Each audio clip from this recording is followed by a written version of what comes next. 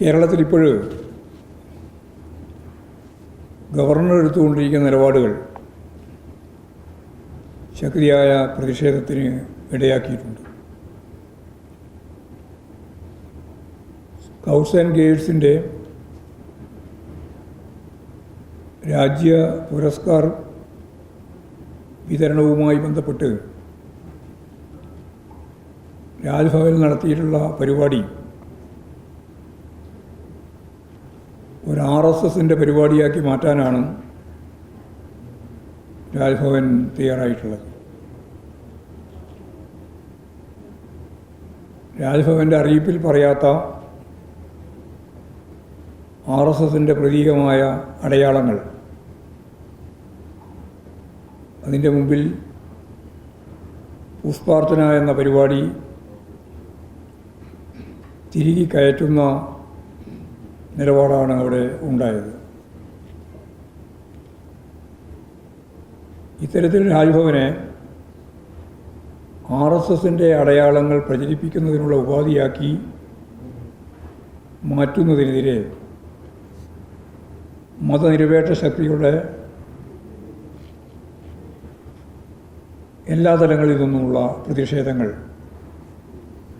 ഉയർന്നു വരേണ്ടതായിട്ടുണ്ട്. ഇന്ത്യക്ക് വ്യക്തമായ ഭരണഘടനാ നിലപാടുകൾ സ്വീകരിച്ചുകൊണ്ടാണ് എങ്ങനെയാണ് ഓരോരോ തലങ്ങളും പ്രവർത്തിക്കേണ്ടത് എന്ന് തീരുമാനിക്കപ്പെടുന്നത്. രാജ്യത്ത് ഓരോ വ്യക്തിക്കും അവരവരുടേതായ ആരാധനാ മുറകളും വിശ്വാസങ്ങളും നടപ്പിലാക്കുന്നതിന് അവകാശങ്ങളുണ്ട്. എന്നാൽ സർക്കാർ പരിപാടികളിൽ പൊതുവിൽ അംഗീകരിക്കപ്പെട്ട ചിഹ്നങ്ങളും കാഴ്ചപ്പാടുകളും മാത്രമേ ഉപയോഗിക്കാൻ പാടുള്ളൂ. ഗവർണർ നടത്തുന്ന പരിപാടികൾ അതുപോലെ പൊതുപരിപാടികളും ഏതെങ്കിലും ഒരു രാഷ്ട്രീയ സംഘടനയുടെ അവ മുന്നോട്ടേക്ക് വെക്കുന്ന ചിഹ്നങ്ങളും കൊടികളും ഉപയോഗിക്കാൻ പാടുള്ളതല്ല. ഈ സംബന്ധിച്ച് വ്യക്തമായ അഭിപ്രായങ്ങൾ രൂപപ്പെട്ട് കഴിഞ്ഞിട്ടും അതനുസരിച്ച് പ്രവർത്തിക്കാൻ ഗവർണർ തയ്യാറാവുന്നില്ല എന്നത് വിമർശനാത്മകമായ രീതിയിൽ കാണേണ്ടുന്ന ഒന്നാണ്. ഇക്കാര്യത്തിൽ മന്ത്രി ശിവൻകുട്ടി കാണിച്ച സമീപനം ശരിയായ ദിശയിലുള്ളതും നമ്മുടെ നാടിൻ്റെ മതനിരപേക്ഷ പാരമ്പര്യത്തെ ഉയർത്തിപ്പിടിക്കുന്നതുമാണ്. മന്ത്രി ഭരണഘടനാപരമായ രീതി ലംഘിച്ചുവെന്നാണ് ഗവർണർ അഭിപ്രായപ്പെട്ടത്. ഇക്കാര്യത്തിൽ ഔദ്യോഗിക ചടങ്ങിൽ RSS ചിഹ്നം പ്രദർശിപ്പിച്ച